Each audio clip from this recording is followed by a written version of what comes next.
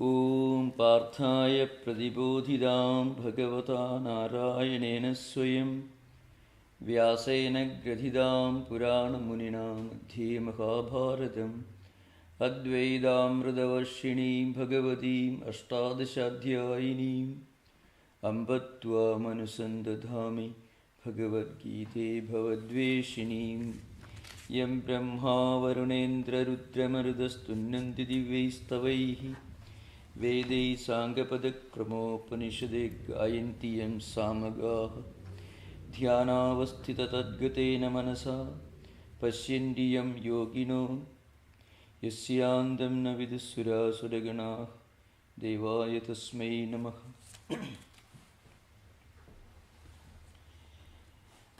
We are approaching the end of the 7th chapter, that is Jnana Vijnana Yoga.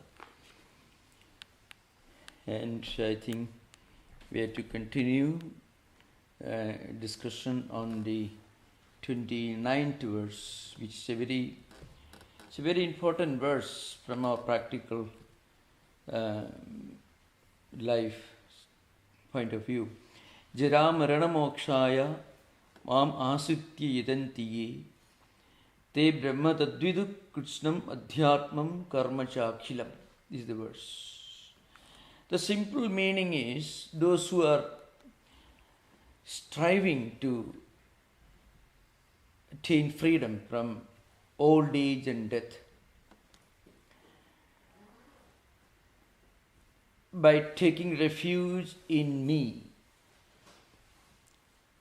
They know Brahman, and that Brahman is also further elaborated, the whole of adhyatma and karma in its entirety. This is the literal meaning. Now, what does really mean? The first important subject: those who strive for freedom from old age and death. Now, old age and death, these two aspects, in a way, they represent the changeability of our body, this world, and all that we normally consider very important. I mean, it is very important to take care of our health, to strive for making life comfortable. That is quite fine, wonderful. But if we can also keep in our mind the idea that all these are impermanent, it doesn't mean that you are bringing an element of negativity or skepticism into our life. Not at all.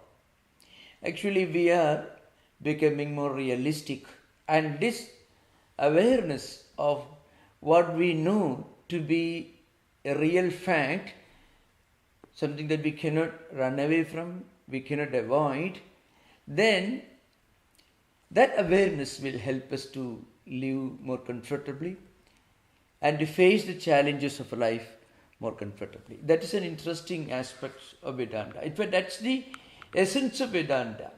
Of course, different religious traditions, popular Hinduism, monotheistic Hinduism, or maybe even polytheistic Hinduism, believe in different gods and goddesses, or believe in one deity. Or in the Abrahamic traditions, believe in the idea of a liberating spiritual teacher who came sometime in the past and who offered freedom from all that we normally consider to be the inconvenient, the unpleasant aspects of life. The essence is this bringing into our life an element of realism. So the word used is jara and marana. So in the Sanskrit tradition, janma, mrityu, jara, vyadhi, dukkha, all these terms are used in the Gita itself and elsewhere. I mean, birth, death, And between these, old age, jara, vyadhi mean illness, diseases, other problems, challenges, and all other these challenges, problems, dilemmas, etc. Now, how do we face them? Not by running away from the problems. We should, on the one hand, face the problems, but going a step beyond that, we should also keep in mind that these problems they together they form a kind of inevitable, unavoidable reality of life. And that awareness is the awareness of the impermanence of all that we consider to be permanent normally. Everyone knows, for example, impermanence of all these that we consider to be very dear to us, job, wealth, health, all these, jara, old age, death, all these. It is a scientific fact we know in physics or in medical science. And of course, it is a philosophical concept. But that's something that we don't always want to remember. And very often, it is a fact of daily experience also. That's an important thing.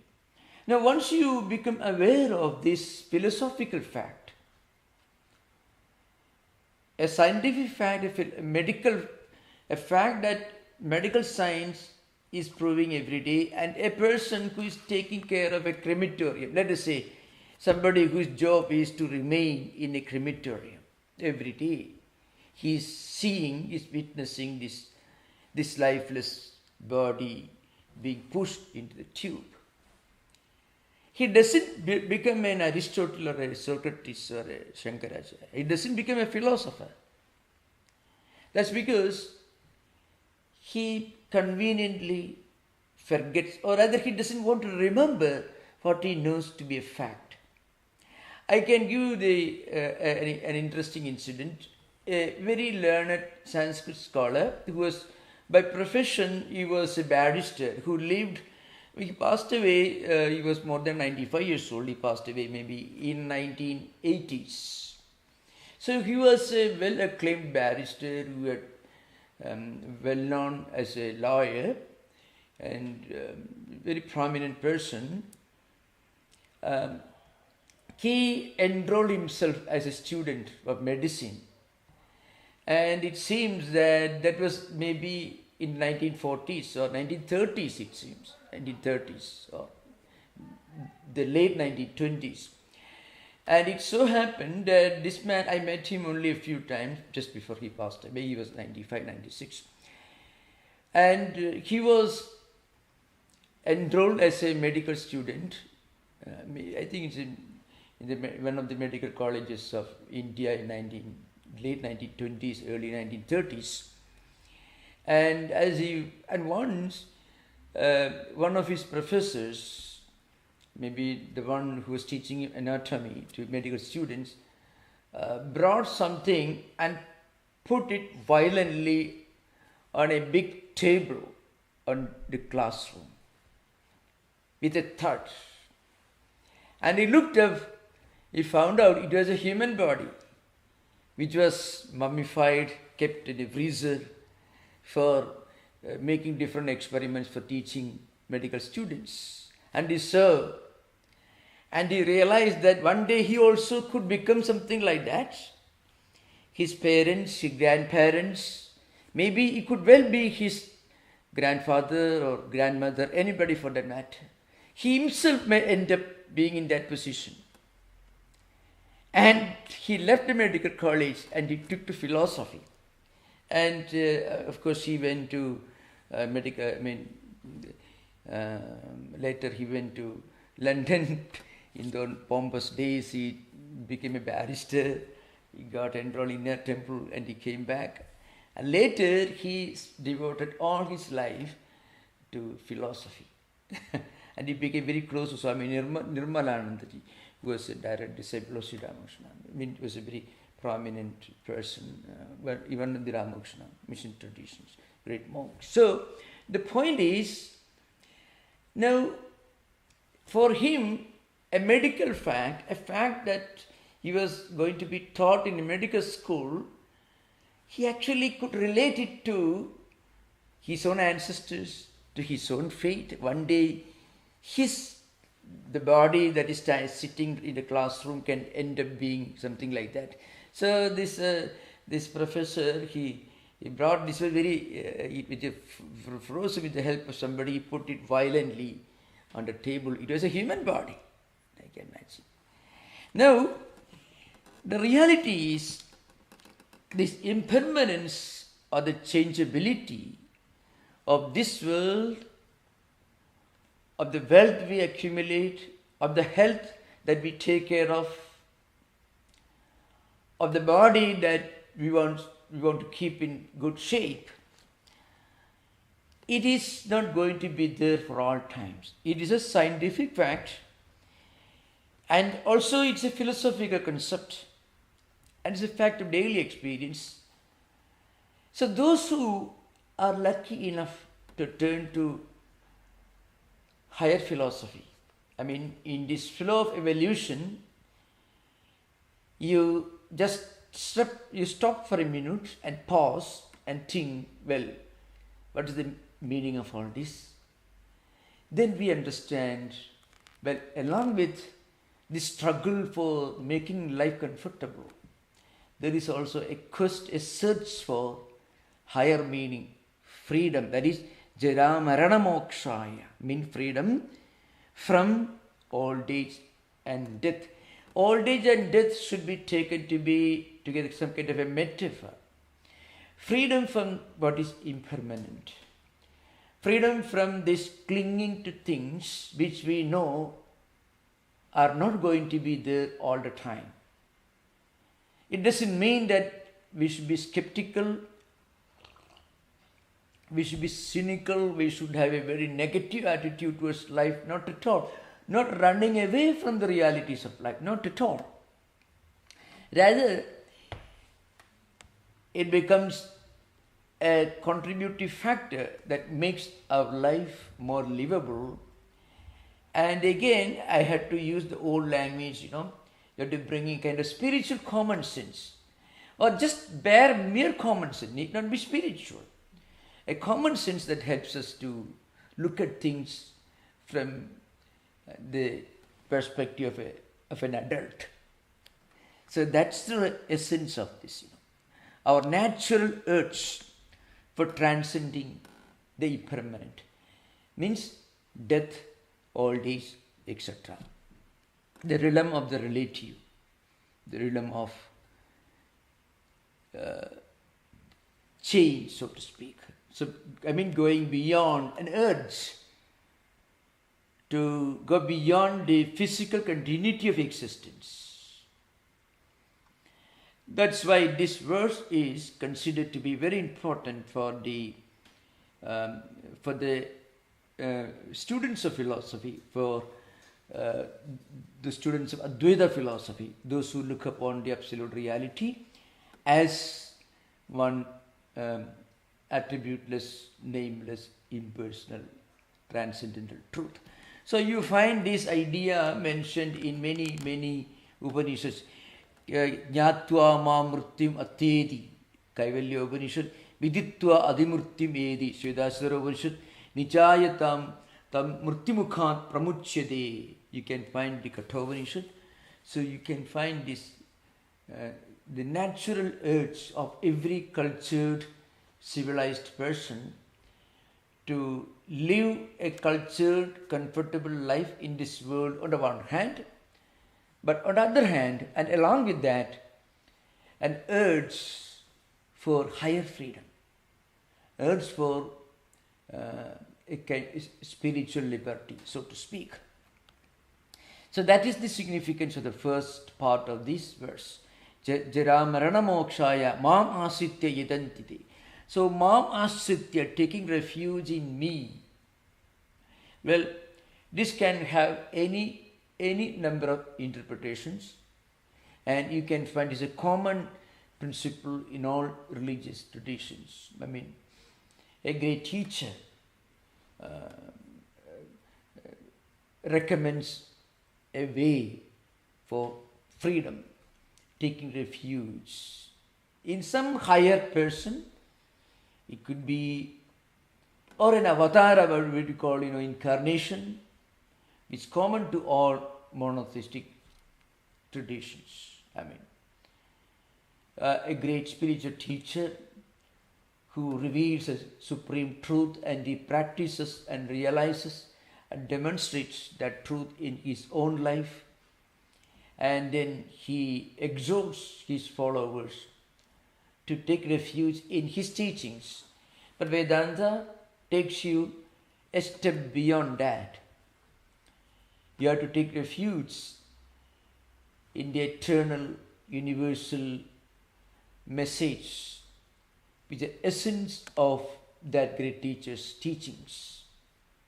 So here, when Lord Krishna says, according to Advaita philosophy of Shankaracharya, it means yes, you have to take refuge in Brahman.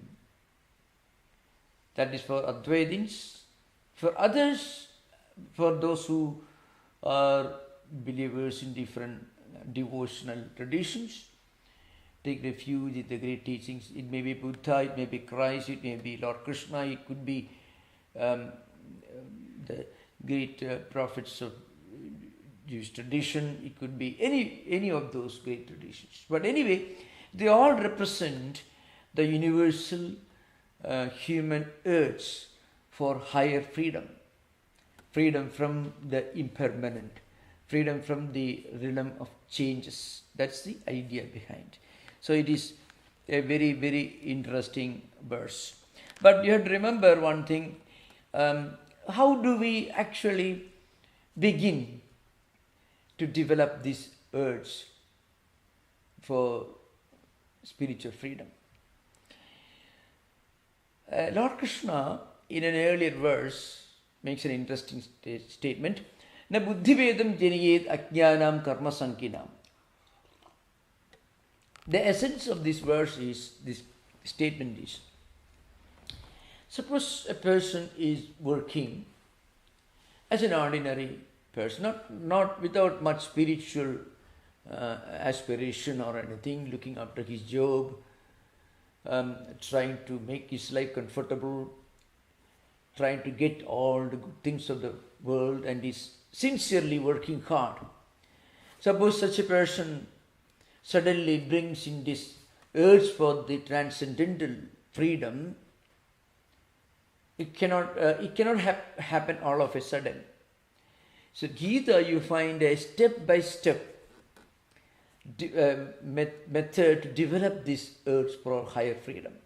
First, we should begin by bringing in an element of what you call detachment, or freedom from extreme liking and extreme infatuation, and bringing an element of being detached for the results of what we are doing. So do our best what we are doing without any selfish motive. Because a selfish motive or limited worldly ambition signifies our grudging, rather our hidden dislike to accept the reality of impermanence. See, I'm using slightly complicated language, but it's simple. We are not always ready to accept in our real life what we know to be a fact, as I mentioned earlier. It's a fact of medical science, a philosophical concept, the impermanence of wealth, impermanence of body, impermanence of all that we normally consider to be the valuable things in life. We know it's a fact, but we are not always willing to take it seriously so that it becomes a source of comfort in our own life. That's why there is a very interesting Q&A, a dialogue between Yudhishthira and an angel, let us Yaksha Prasna it is called. Yaksha is some kind of an angel, roughly speaking, corresponds to an angel, a divine person who suddenly appeared before a prince. His name was Yudhishthira, he is the senior most of the Pandavas. So the story, I'm not going to details of the story. This man, this person, this divine being, goes on asking questions, putting questions to Yudhishthira. Because if he is not able to correctly answer the questions, he won't be able to save the lives of his own brothers. That's the context of the story. It's a story in the Mahabharata. It's a very profound story. Now, one question that is put to this prince is, what's the most wonderful, most mysterious, most surprising fact that you can think of in life? So what is it? Ahanyahanni bhudani gachandyagam yamalayam. See, every minute, every split second, so many creatures, not only human beings, they're all marching towards the palace of the abode of death. Every minute, bacteria or viruses or human beings, animals, there is not a split second when somebody or something, some animal or some human beings are not dying. Every split second it happens. It's a fact. But then, still people believe, in spite of all this happening right in front of our eyes, we are not willing to accept the fact that one day we also will join this procession, the journey which will take us to the abode of death. We should remember there is no skepticism or cynicism in this. What it means is, it's the most surprising, most astonishing, and in a way maybe the most shocking fact. Because this is something that we know to be a fact, it's going to happen. A human body will get old. Old age is inescapable, unavoidable. So too death is totally unavoidable, inescapable. But every minute we want to forget that. We want to live as if these things really did not exist. In fact, according to some psychologists, in fact, this ability to really forget the fact of old age and death and all the inconveniences that we are going to face in future, it is this ability that really helps us to live happily in this world. Otherwise, you will become all melancholic patients. So it's not in that sense that Vedanta, the Gita, presents this idea before us. Rather, when we become too much engrossed in this pursuit of impermanent worldly enjoyments and comforts, so frequently it takes the joy out of our life. When it becomes a blind pursuit, believing that all these things are going to be permanent, when that happens, a little bit of Aristotle or Plato or Socrates, a little bit of Kant, but still better, little bit of Buddha or Christ or Shankaracharya, still better. At least you can, a beautiful music is certainly more everlasting than a strong physical body. A great literary classic is certainly more everlasting than a wonderful house. So, even within this realm of the impermanent, there are different grades, there's a gradation actually. So, that's why he says there is those who actually strive for freedom from the impermanent, they take refuge in me. Refuge in me here means the quest for the transcendental reality. For the devotees of Lord Krishna, like the Vaishnavas and all that, it means Lord Krishna. For devoted followers of Christianity, it could be taken well for getting liberation, for the spiritual freedom. You take refuge in Jesus Christ. For the followers of Buddha, it could mean you take refuge in the great teachings of Buddha. For the followers of Judaism, it could mean the great teachings of the great scriptures, of the early masters, of the great prophets of the past. So it could be interpreted in any way. So that is the very universality and beauty of Lord Krishna's teachings. He is not pointing his finger at one community or at the followers of one religion. He is actually addressing the entire humanity. So that's the idea behind. The next verse is Te Brahma Tadvidu Krishnam Adhyatmam Karmacha Akhilam. This needs a little technical interpretation because the second part of this verse, the 29th verse, in a way introduces the next chapter.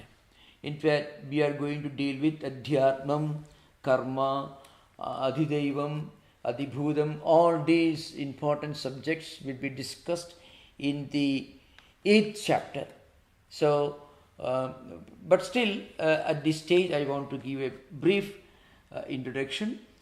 The subject will continue in the next verse.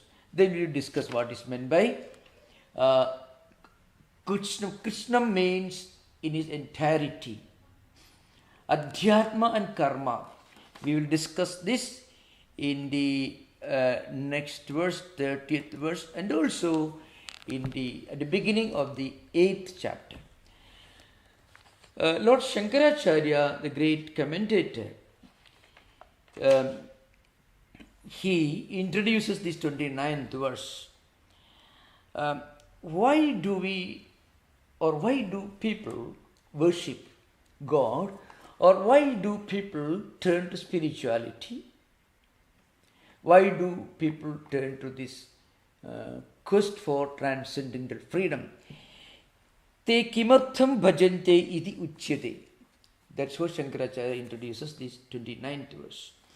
And then he writes in his commentary, he writes, Jaramarana mokshaya jaramarana mokshartham mam parameswaram asritya mat samahita chittaha sando yatanti prayatante. That means those who are trying to get freedom, they're striving for freedom from old age and death.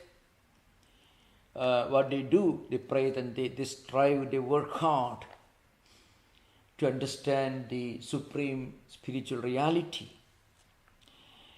Ye te yed brahma param tad vidhu krishnam samastam adhyatmam pratyagatma vishayam vastu tad vidhu karma chakhilam samastam vidhu.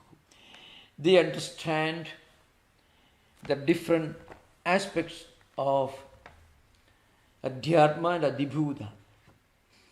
What it means is, when you understand life, world, the meaning of existence, and the nature of God, in all their different dimensions, then what happens? That is equivalent to understanding the supreme truth. Or when you understand the supreme truth, along with the supreme truth, you also get all knowledge of everything. The world, the individual, God, in all their different dimensions. And this spiritual journey has got one advantage. Even when you step into the spiritual journey, you get an idea of the whole picture of what life is all about. And once we understand, so the adhyatmam, adhyatmam, adibhudam, adidevam, these terms are going to be discussed in great detail in the early part of the next chapter that we are going to take up very soon in this session itself. That's why right now I'm not going to those details. What it means is, then what happens, when you get an idea, when you get some information, you will be able to organize that information into knowledge, and the knowledge becomes true awareness. In other words, when you take to spiritual life, when you take to any kind of spiritual practice, there is an ascent, there's an evolution that begins to take place. What we say? From instinct to reason, insight and intuition. You can find these are 4 stages in our journey in search of truth. First, there is the instinct at a very primitive level. Then there is reason, still higher than instinct. There is an insight. You get an idea of what is not so very obvious at the beginning of your learning. And then you get an intuition. Intuition here means an ability, a natural ability to understand everything in its entirety without an effort. So that's the essence of this comprehensive understanding that happens when you get this idea. That is 29th verse. Krishnam adhyatmam akhilam karma means you understand the whole adhyatma and you understand all about karma. Now in the 30th verse, this will be discussed. It's a continuation. Sadhibudhadi devam mam sadhiyeknyam chaye viduhu prayana kale apichamam te vidur yukta chetasaha. This is the 30th verse. This is considered to be very important for the devotees of Sakara Brahman, those who look upon the absolute reality as a personal transcendental reality with attributes. The meaning is, those who know me know the supreme truth with adhibhuda, adhideva and adhyatma. They continue to know me even at the time of death. Even at the time of death they will understand me. Now we will discuss a little about these terms. Adhibhudam. Though you can find these terms will be used in the Gita. Gita is very simple, but it's not simple because the ideas are simple. It is simple because things are put in a very, very natural, harmonious context. It's not the simplicity of the idea. The ideas are very profound, but the ideas are so real. So when you learn something which actually you can relate to in your own life, there is a unique kind of simplicity about it, an intimacy. So what is adhibhudam? Adhibhudam, literally, it means the world of elements. Things pertaining to material elements of nature. The truth presiding over the material elements, the essence of all those elements. And they mean knowledge of all the gross material elements that constitute the world, the phenomenal world, and the forces that work and control these material elements. That's the meaning of adhibhudam. That is presiding over Bhuda. Presiding over means the essence, the inner truth, the inner mystery of the phenomenal world. It is not at a level of modern science. A scientist also gets a lot of knowledge. But if he looks for the essence of all that it constitutes the entire cosmos, then it is a step beyond physics. It becomes metaphysics. So there are many books written, beyond physics towards metaphysics. where you graduate from physics to metaphysics. But here Adhibhuta is nothing but the metaphysical understanding of the physical universe. A metaphysical understanding, evaluation of the physical universe. That's the idea behind.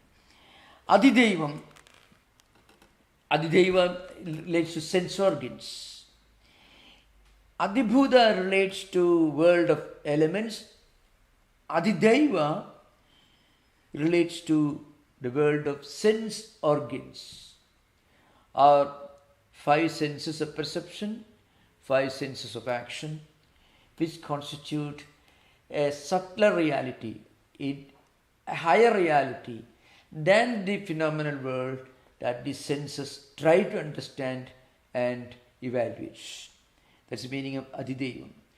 That which is presiding over all these divine beings. So frequently you find in Hindu mythology, mythology and philosophy sometimes they intertwine. Every sense perception, every sense of perception and every sense of action has its own presiding deity. There's a concept very often, in the pujas, in the rituals, this idea is used. The particular deity which is present in the particular sense of perception, eyes, ears, sense of touch, sense of smell, or the senses of work, the senses of action like walking, we use feet, and then for doing things we use hands and so on. Each of these senses as a presiding deity. It is a concept. It's a concept. This particular sense organ is activated, energized by that particular deity. In other words, perhaps, it could mean during the early part of the evolution of Vedic philosophy, the Vedic philosophers, they tried to understand that, there is a ear behind the ear. There's an eye behind the eye. So, eyes can see things, but eyes that see things is not the whole of its existence. There is something subtler which is not so visible, or which is not so obvious. There is a presiding deity. There's the power of the eyes. We may have seen the power of seeing, that they may have attributed to a deity. The power of hearing, they may have attributed deity. The deity is the presiding deity of the ears, eyes, etc. So all these concepts are there. We are not closely related to Vedanta that we are discussing. But to understand this verse, you have to understand this. That means the phenomenal world and also the sense organs that pursue the phenomenal world, they are properly understood. That's the idea behind. So Adhideva means the presiding essence of all the sense organs, and Adhibhuta means the presiding essence of the world of elements. Adhyatma means that which presides over all rituals, perceptions, actions and sacrifices. So this idea is further elaborated in the next chapter. So to make it a little more clear, I can say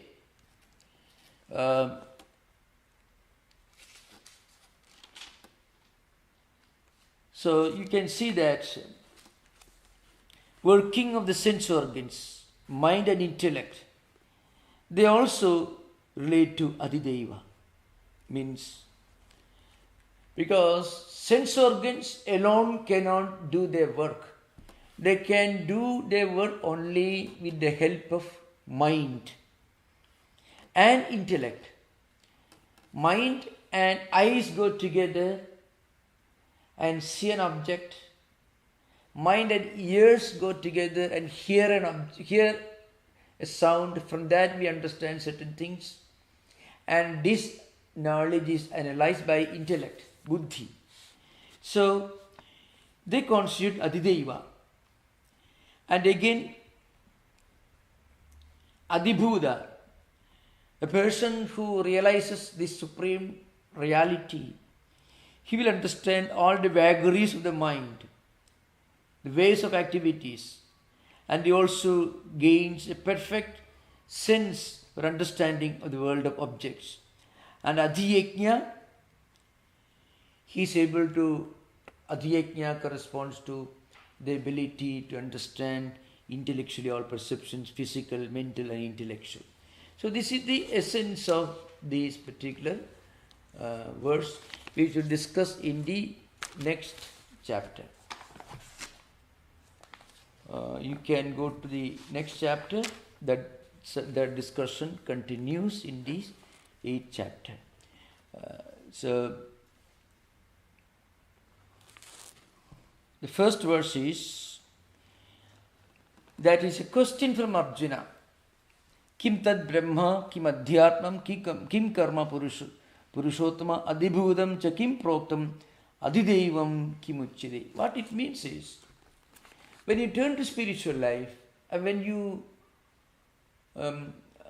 become established in spiritual life, you develop an extraordinary, a keen sense of understanding. You should remember, it's not factual understanding. Not say, suppose you say, a spiritual teacher, a spiritual person is more knowledgeable. Does it mean that he knows everything? He knows typing, he knows music, he knows how to run a ship or a truck, or it doesn't mean that. But he gets a special kind of insight or intuition into the very concept of knowledge and understanding. That can only be called a kind of spiritual common sense, that I frequently use that term. It's not just common sense. Common sense it is, but it's a spiritual kind of common sense. The spiritual person will develop a kind of maturity, wisdom, outlook in life, in the affairs of the world, in the nature of human beings, and so on. Similarly, those who try to acquire these qualities, they will have to practice a lot of disciplines. We normally call yamas and niyamas in Patanjali yoga system. Vedanta we call, sadhana chadushtayam in Vedanta. More or less they go together. Yamas and niyamas, because Patanjali did not believe in this idea of a transcendental spiritual liberation as understood in Vedanta. Patanjali's concept of samadhi and liberation is qualitatively different from the transcendental liberation that we are discussing in Vedanta. So that should be understood properly, because we are discussing Vedanta, but it is very important to understand. Patanjali's system, including Ashtanga Yoga, right from Yama up to Samadhi, these 8 disciplines, they don't take you to that level of spiritual enlightenment that you find in a Buddha or a Christ or a Shankaracharya or a Sri Ramakrishna. No. Or any great spiritual teacher, epoch makers. That's interesting. But the system that Patanjali elaborately explains, that will take you to a state where you become fit for that enlightenment. That is an important point to remember. And its essence is yamas and niyamas. That's why in the commentators in Patanjali Yoga system, which I have not yet reached that stage of explaining in my classes, the commentators will tell you later in Kaivalyapada that when a person really gets completely established in yamas and niyamas, he has actually boarded the bus, something like that. I'm putting in modern language. And the bus will stop only when you reach Samadhi. That's an interesting thing. that somebody who is fully established in yamas and niyamas, he has certainly started his journey and is sure to reach the 8th stage, samadhi. But that samadhi stage itself, according to Shankaracharya, according to Vedanta, Advaita Vedanta, is only penultimate state for the highest spiritual enlightenment.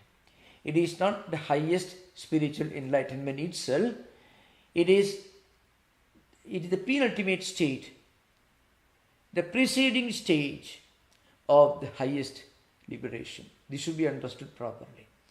Now, yamas and niyamas, all these ahimsa, satya, asteya, brahmacharya, parigraha, shaucha, santosha, tapaswa, adhyatma, pranidhana. Those who are listening to these talks, you can listen to the Patanjali Yoga Sutra classes between 6 and 7:30 every Sunday evening, San Francisco time. So that's why Vedantins have devised a different and more comprehensive plan for you to join the spiritual journey. It is called sadhana sadushtaya sampatti and Saravana Manana Nididhyasana. In Sanskrit I shall explain, then of course in English. Sanskrit, Nitya Nitya Vastu Viveka, Ikamutra Phala Bhoga Viraga, Samadhishka Sampati, Mumukshutvam, plus Saravana Manana Nididhyasana. These are 7 disciplines which together constitutes a comprehensive, a complete set of disciplines in Vedanta, which will take you to this state of the highest spiritual enlightenment that we are just going to discuss in the 8th chapter. First, a proper understanding of what is real and what is unreal. And then, an ability to accept what is real and to disregard, renounce what is unreal. Very often, intellectually, we will be able to understand precisely what really matters in life and what can be discarded for the time being. But frequently, our mind clings to what we know to be worthless. That's the main problem. We cannot just take a decision that tomorrow onwards I shall take to spiritual life. Tomorrow onwards I shall sit for meditation 1 hour. It doesn't happen. Though you are fully convinced what we are doing is really of no worth right now. There are much bigger and greater things that I should strive to achieve in life. So, the intellectual understanding is what is real, what is unreal is there. But it doesn't translate to emotional understanding in real life situation. So Shankaracharya himself says karma yoga, doing good work, reading good books, associating with other spiritual seekers will slowly help you to actually practice this discipline. When your mind decides to do something good, immediately you are able to practice it because mind has become your friend. Mind becomes a friend only when you give good food to mind.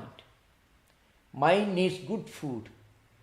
Just like human beings. If you give rotten food, the person falls sick and you become your enemy. So we should give good food to the mind. So good reading, unselfishness, some kind of spiritual discipline. That will help us to practice this accepting what is real and rejecting what is unreal. Third stage is certain disciplines, self-restraint, the mind and senses and so on, concentration and a sense of sanctity and sacredness to spiritual ideas and scriptures and so on. Fourth discipline is a strong urge for spiritual freedom. Now, if a person has got a really strong urge for higher freedom, then all the other 3 qualities automatically will come to him or her. That's something very interesting. Apparently, you will be shocked. First Nitya Nitya Vastu Viveka, what is real, what is unreal. Then you should give up what is unreal. It's so mind-boggling. It may be something like if you don't know driving and if you ask somebody how to drive a car, that man explains to you, first you should sit, you should open the car, you should sit in front of the steering wheel, then you should place your leg this side, that side. Then you may think maybe it's going to take a long time for me to learn this, maybe several years. I would rather won't learn driving because such a terrible thing. You have to sit there, you have to switch on the engine, then you have to start 1, 2, 3. But for a driver, it's a matter of a few seconds. But for a beginner, it is such a cumbersome business.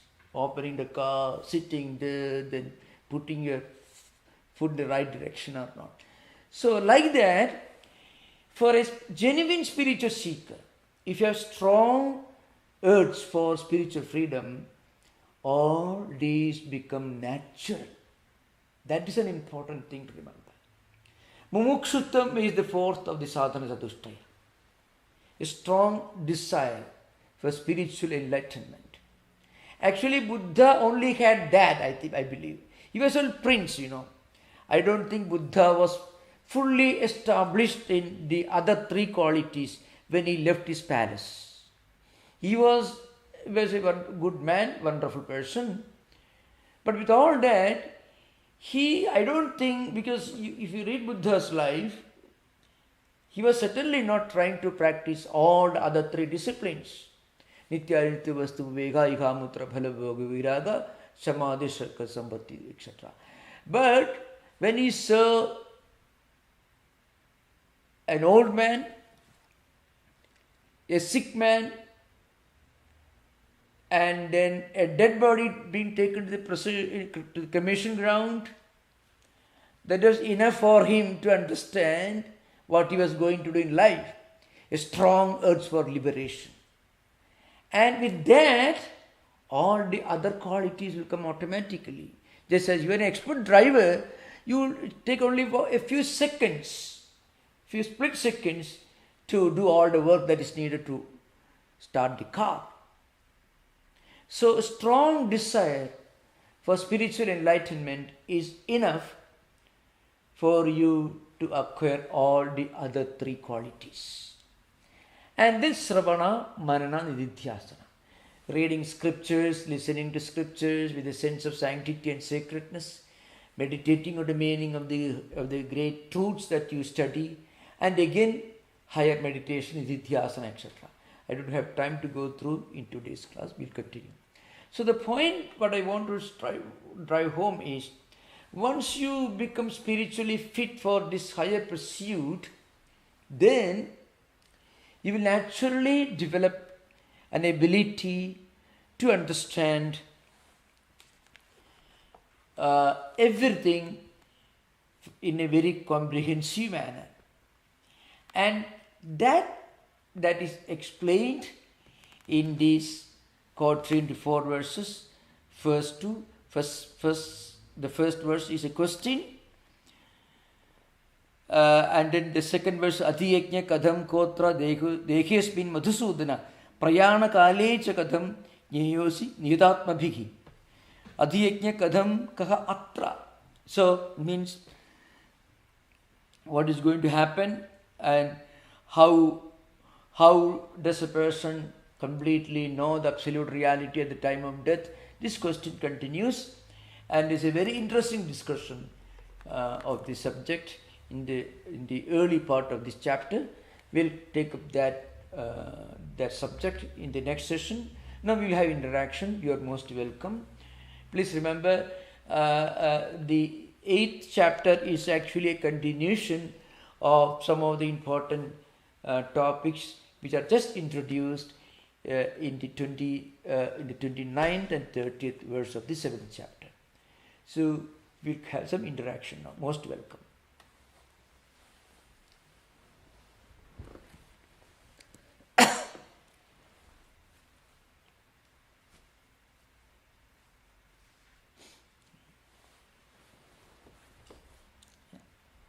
Hello, Swamiji. Yeah. Pranam, Swamiji. Namaskar.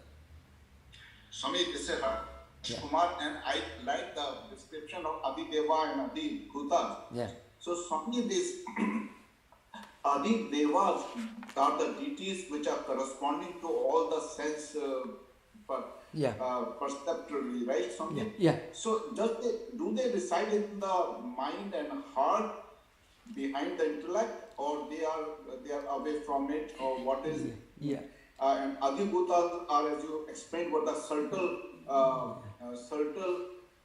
gross representative of gross elements. Am I Gross. right, Yeah. Swami? Yeah. Adhibuddha. Yeah. So And what about Adhirevas from there? Where these deities reside? They reside in the yeah. mind for the to So all the people. so uh, is a concept. Each actually we cannot say deity is sitting like Indra is sitting on your hand, uh, like that.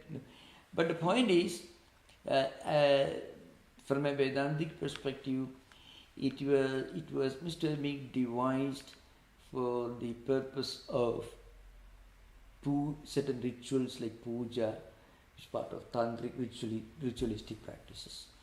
So when you practice purification of the body, you utter these mantras, let a particular deity residing in that body, bless me, be purified, etc. So, and we should not get away with the impression that a deity is sitting or presiding over. So it is an attempt to connect our ritualistic practices with some transcendental divine entities. That's all. So it is that idea is not supported by the Vedic tradition. It must have been developed in later centuries as a part of rituals. That's the idea behind. So let it. Yeah. Let us say I shall explain this. Of course, there is a spiritual truth behind it. See, when you see an object, you normally we think that we think our eyes are seeing the object. Eyes and mind together are seeing the object. Now, for ritualistic purposes or in the old world mythology, these eyes are directed. There is a presiding deity behind the eyes.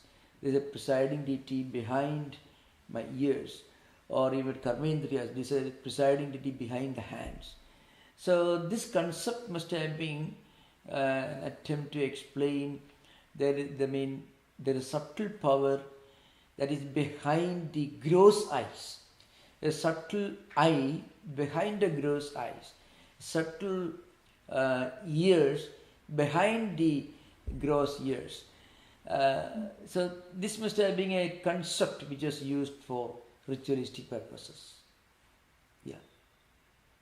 So that is being called the deities actually. The Yeah. subtle things. Yeah. It is a kind of. It is sometimes called the pantheism. There is a presiding deity, some divine principle behind everything in phenomenon. The phenomenal world, kind of pantheism is called. Pantheism means equating the entire universe to God. Pantheism means you believe in the existence of a presiding divine principle behind everything. You can find sometimes in the old Japanese Shinto religion, in some schools of the old American religious traditions, American religious tradition, you find the concept of it. So also in some Hindu beliefs also you find there is a deity behind everything, behind river, behind mountain, behind clouds, behind lakes, behind all that. But remember, in Vedanta actually transcends all these. It transcends pantheism, polytheism and all that. So, it's a mind-boggling subject. That's it. Mostly related to puja, tantras. In Ganganyasa, Karanyasa, some of the puja ritualistic practices, they let this deity be present, they bless me and all that. That's used. That's all. Thank you, Swamiji. Yes. It was very well explained, Swamiji. Yeah. Thanks a lot. Thank you.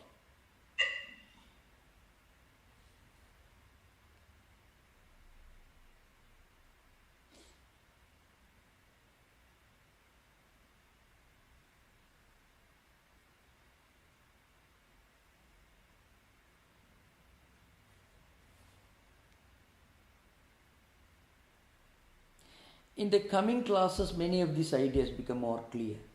We have just introduced the subject.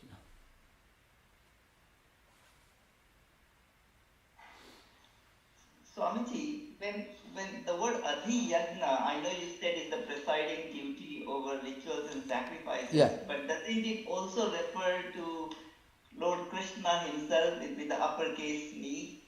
Yeah, Yajna by Vishnu. Vishnu himself is called Yajna, and Vishnu is considered to be the presiding deity of all Yajnas. So all these concepts are there.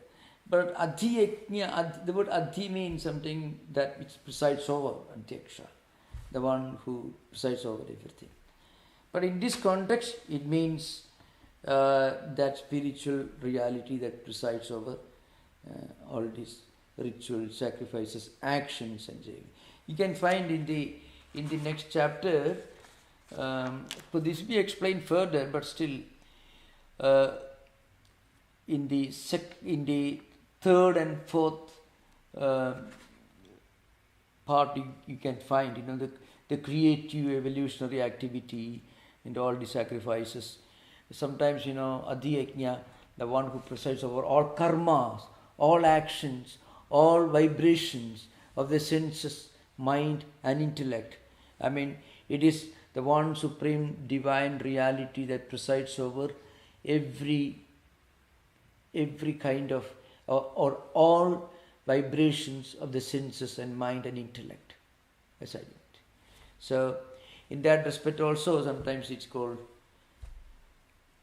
yajna here means karma. Karma in the old tradition means yajna, means Vedic sacrifices. That's a meaning of karma in the Mimamsa tradition.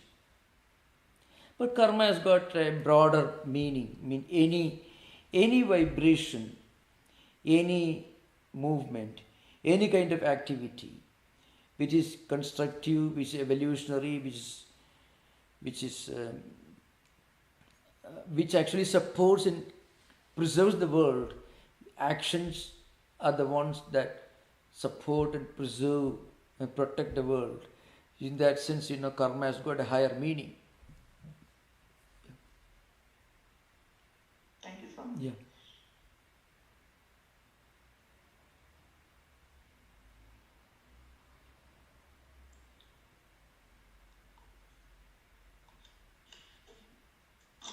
Swamiji, Yeah.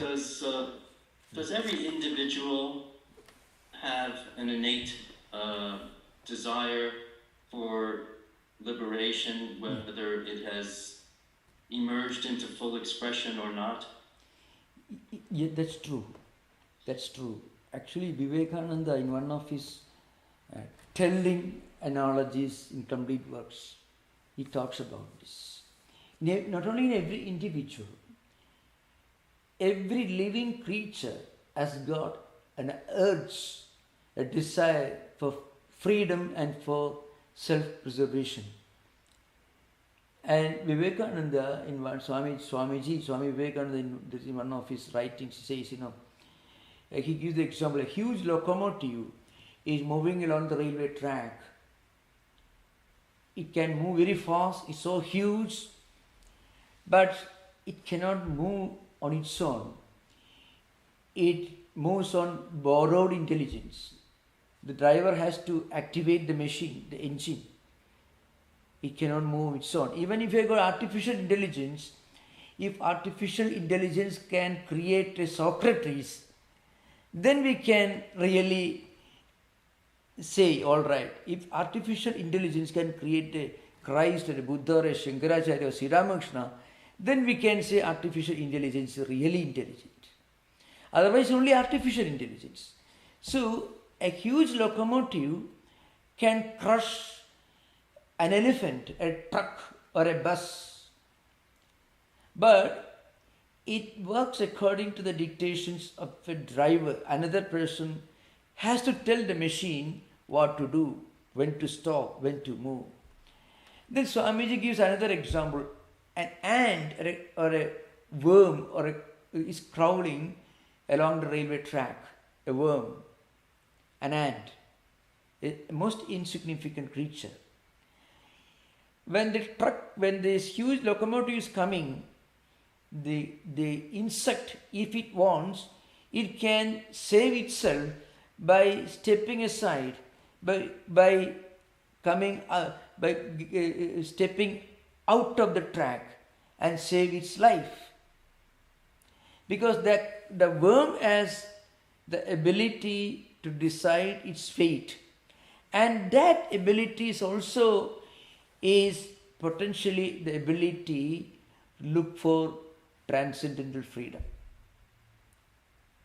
But the locomotive cannot do that. That's why the difference between an amoeba and a Buddha is one of degrees, not of kind. It's a famous statement of Vivekananda. An amoeba, of course, an amoeba has got the ability to think, act in whatever way, in a very primitive way, of course. But it contains the potentiality to become a Buddha, maybe after several millions of life cycles. In Buddha, that urge for freedom is fully evolved. It is effulgent. But in a crawling worm, it is in a very primitive state. So the difference is difference in degrees, not of kind. You cannot say there is not the presence of the divine in amoeba. There is there, but in a very primitive stage. But in a Buddha means the enlightened one, it is in a highly evolved state. So as we mentioned, actually even the ordinary pursuit for life preservation, our quest for organic food, exercise, all this, it is part of our attempt to gain freedom from old age, from death. But along with that, Lord Krishna says we must also have the awareness that this freedom is only a limited kind of freedom. There is another freedom from death itself. It's not by avoiding death, but looking at death from a higher perspective. Not by avoiding old age, but by acquiring the higher wisdom to look upon old age from a higher perspective. So old age is really not a big problem for a Socrates, for a Buddha. But it's a big problem for every ordinary human being. It is so shattering, so devastating. So the idea is, you can find, why I'm quoting Socrates. So there is an interesting story about Socrates. The day before he passed away, he was supposed to, drink hemlock, that poison. Then it seems one of his Xenophon, or one of his disciples, students, came to the prison and arranged a plan for his escape. But he refused. And then then he asked Socrates, how do you want to be cremated? For that you have to kill the real me.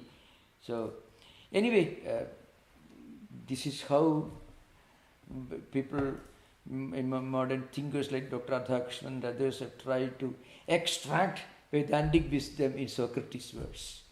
Dr. Advaitic's writings, you can find all this. He was the one. So you can, but certainly there was something great, something transcendental in the writings and thoughts of the great Greek philosophers like Socrates and Plato. Fine. Absolutely transcendental. So always they had some idea of the eternal. It's different from a monotheistic creator God, but going beyond that concept.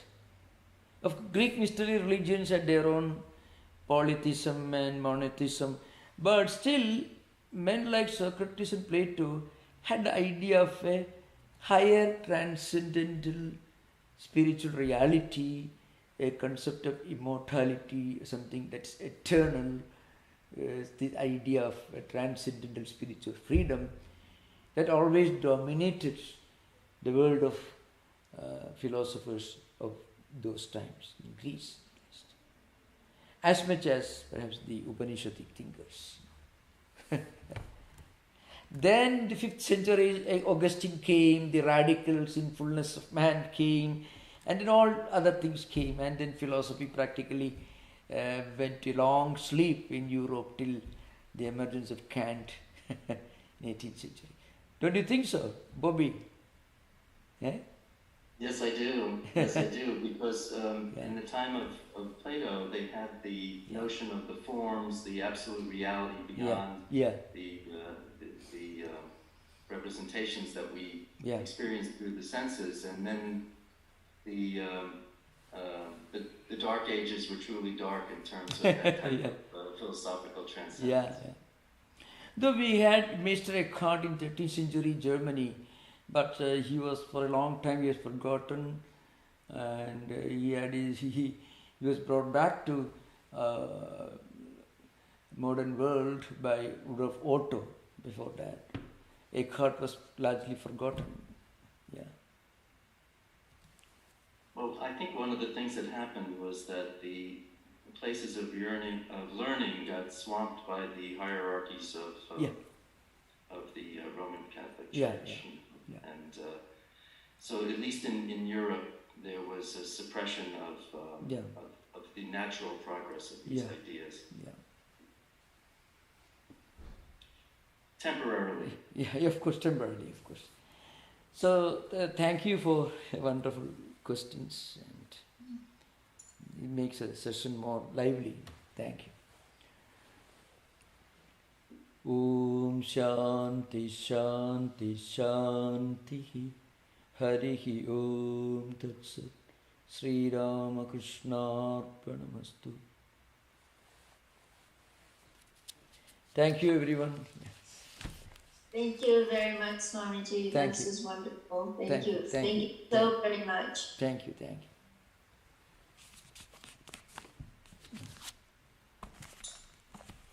Thank you, Swamiji. I learned a lot tonight. Thank you, Mark. Thank you. Thank you. Thank you, Swamiji, and happy Good Friday. Thank you. I'm sorry for my comment on the Roman Catholic Church on Good Friday. I apologize. No, Catholic. We should thank Roman Catholic Church for preserving the tradition of Jesus. So many great saints, so many great saintly persons who made this world spiritually so rich, especially Europe. So we are indebted to all this great, thank you. great saints and mystics. Okay, thank you. Pranam, Swamiji. Namaskar. Thank you, Swamiji. Thank you, namaskar.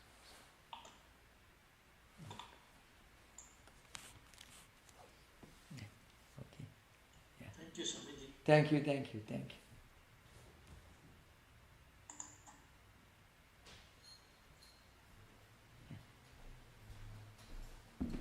Thank you, Maharaj. Thank you.